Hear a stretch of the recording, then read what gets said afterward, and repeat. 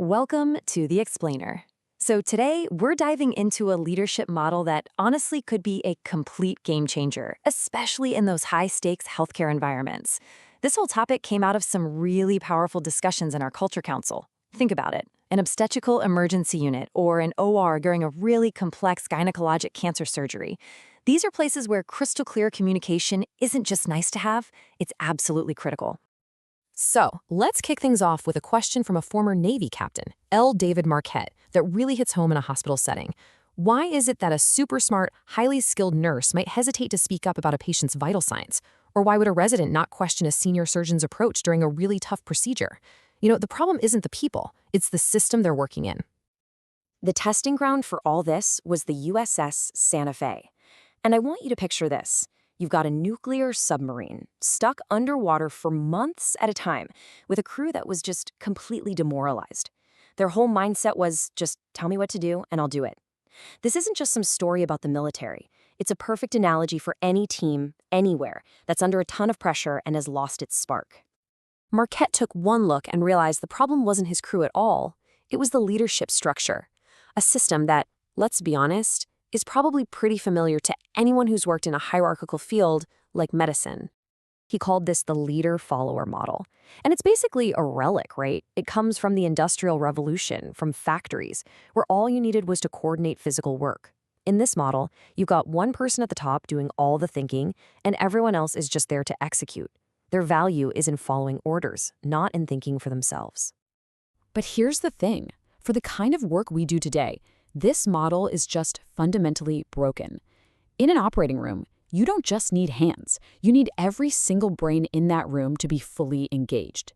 This old model, it wastes the incredible intellect of the circulating nurse, the scrub tech, the anesthesiologist. It literally creates a team with one brain switched on and everyone else on autopilot. And that is incredibly dangerous when a patient's life is on the line. So, Marquette did something pretty radical. He didn't just try to make a few small changes.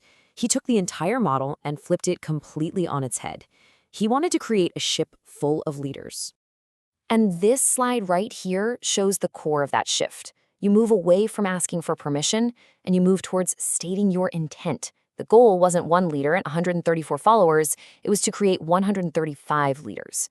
In a complex GYN oncology case, that means the anesthesiologist is the leader of the patient's vitals. The scrub nurse is the leader of the sterile field. See? Everyone is a leader in their own domain. Now, you might be thinking this sounds like total chaos, but it wasn't. This was a really structured, really deliberate process of unlocking the crew's brainpower, and he built the whole thing on 3 core pillars that are absolutely essential for making this work. Okay, so to make this whole leader-leader thing actually work, especially in a high-risk environment, you need 3 things to be in perfect balance: control, competence, and clarity. All right, first, you give control to the person who has the information. In a postpartum hemorrhage, who's that? It's the nurse right there at the bedside. But just giving control isn't enough. You also have to build competence through constant training and practice. And finally, you have to provide absolute clarity on the mission. A safe mom, a safe baby. That's the goal. And here's the absolute key. These 3 pillars have to work together. Giving control to someone without ensuring they're competent, that's just malpractice. Having a team of super competent specialists but not giving them the control to act, that's a recipe for burnout and frustration. And having both of those without a clear shared goal, well, that just means you have a bunch of smart people pulling in different directions. They have to work in perfect harmony. This brings us to what I think is the most powerful and practical tool for actually making this shift happen. It's called the ladder of leadership. And it all comes down to changing the language your team uses every single day. So at the very bottom of the ladder, you've got level 1. This is pure followership. It's that new resident or maybe a nervous team member saying, just tell me what to do. Now, a traditional leader just answers the question. But an intent-based leader, they resist that urge, and they invite that person to climb one step higher. So the leader starts coaching them up that ladder. Instead of just barking an order, they'll ask, what do you see? That encourages observation. Then they'll ask, okay, what do you think? And that encourages analysis. It's a subtle shift, but it moves them from just doing to actually thinking. Now at level 4, you get a team member saying something like, I recommend we increase the Pitocin drip. This is a huge step forward, for sure. But It's still a permission-based model. Action can't happen until the leader says yes, and in an emergency, those seconds really count. And this is the absolute game changer. Level 5. Instead of asking permission, the team member declares their action. Doctor, I see the patient's pressure is dropping. I intend to increase the IV fluids. Do you see how that flips the entire dynamic? It transfers ownership and initiative, but it still gives the leader a chance to say, wait, if they need to. So the goal really is to get your team's culture to operate at level 5 by default. This is the sweet spot.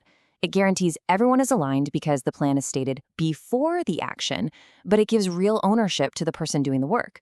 It is both incredibly safe and incredibly empowering. So you're probably wondering, did all this actually work? The results were, well, they were breathtaking. The USS Santa Fe went from being the absolute worst performing submarine in the entire fleet to the absolute best. Reenlistments went through the roof because people finally felt valued. They went from worst to first. But here's the most important part, the part that gives me chills. This wasn't some temporary fix that depended on one charismatic leader. The excellence got baked right into the ship's culture. The Santa Fe kept winning awards for years after Marquet was gone. Why? Because he didn't just fix a team, he built a system for creating leaders. So the takeaway here is pretty clear. Small shifts in language, from a simple tell me what to do to I intend to, can create these massive improvements in performance, in engagement, and most importantly, in safety. So whether you're in an OR, an ER, or any team where the stakes are high, just think about this ladder. Where does your team stand today? And what's one small step you can take to help them climb just a little bit higher?